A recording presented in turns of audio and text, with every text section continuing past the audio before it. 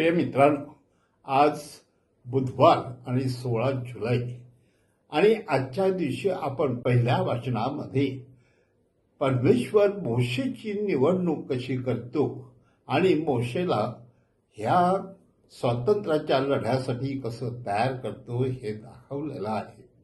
हो माझ्या प्रिय मित्रांनो, मोशे हा मिद्यानात आपल्या सासऱ्याची गुरं राखत होता आणि त्या ठिकाणी तो गुरं राखत असताना त्याला परमेश्वराचं दर्शन झालं आणि परमेश्वर त्याला ह्या इस्रायलच्या मुक्तीसाठी इजिप्तमध्ये पाठवतो.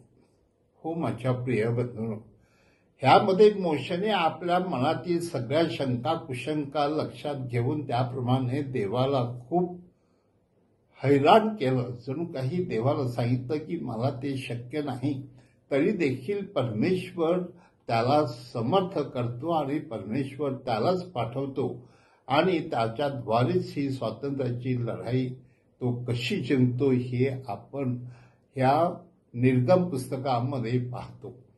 हो माझ्या प्रिय मित्रांनो, परमेश्वराने मोशेला सांगितलं की आपल्या इस्रायली लोकांची मुक्ती करण्यासाठी मी तुला पाठवत आहे. आणि प्रिय मित्रांनो, जरी त्याच्या मनामध्ये अनेक शंका होत्या तरी देखील परमेश्वराच्या सामर्थ्यामुळे तो हे आव्हान स्वीकारतो आणि आपला भाऊ अहरोन ह्याला बरोबर घेऊन तो ह्या लढाईसाठी पुढे सरसावतो.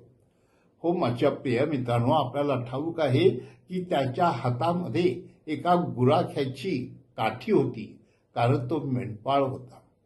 परंतु त्या परमेश्वराने त्या काठीमध्ये एवढी शक्ती आणि सामर्थ्य दिलेलं होतं की त्यामुळे मोशे अनेक चमत्कार करू शकत होता आणि त्या चमत्कारामुळे मोशे आपली लढाई जिंकू शकला. त्या काठीमुळे जणू काही तो फारोच्या समोर जाऊन अनेक चमत्कार करू शकला. त्या काठीमुळे जणू काही तो आपला तो समुद्र, लाल समुद्र दुभांगून तेथून वाट करून आपल्या लोकांना मुक्त करू शकला.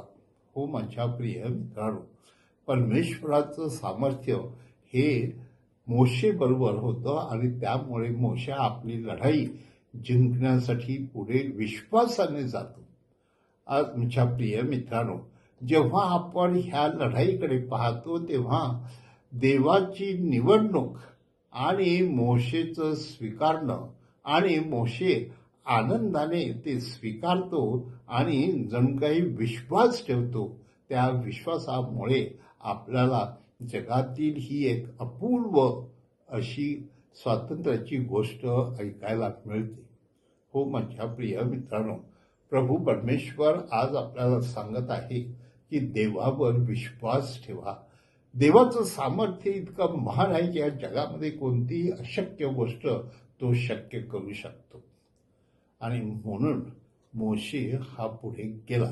आज माझ्या प्रिय मित्रांनो, जेव्हा प्रभू येशू ख्रिस्त आपल्या पित्याकडे प्रार्थना करतो आणि सांगतोय, हे पित्या, तू तुझं जे रहस्य आहे हे रहस्य तू मोठमोठ्या विचारवंतांना, अति बुद्धिवंतांना नाही तर लहान बालकांना तू प्रकट केलेलं आहे आणि म्हणून तुझं सामर्थ्य ह्या जगात दिसत आहे. हो माझ्या प्रिय मित्रांनो, परमेश्वराची इच्छा असेल तर परमेश्वर काहीही करू शकतो. आणि विशेषतः बालकासारखं आपल्यामध्ये लहानपण असावं, नम्रपण असावं, ऐकण्याची आणि माणसाचं शहाणपण स्वीकारण्याची वृत्ती आपल्यामध्ये असावी, असं जणू काही प्रभू येशू ख्रिस्त आपल्याला सांगत आहे आणि त्याप्रमाणे आपण चालावे म्हणून तो सांगत आहे की परमेश्वराने त्याचं शहाणपण हे बालकास दिलेलं आहे. हो माझ्या प्रिय मित्रांनो, त्या बालकाप्रमाणे आपण जगून परमेश्वराची इच्छा पूर्ण करावी आणि त्याद्वारे जे अशक्य आहे ते शक्य करून दाखवावं आणि मोशेप्रमाणे आपल्या लोकांना नेहमी मुक्त ठेवावं, यासाठी परमेश्वर बोलावित आहे.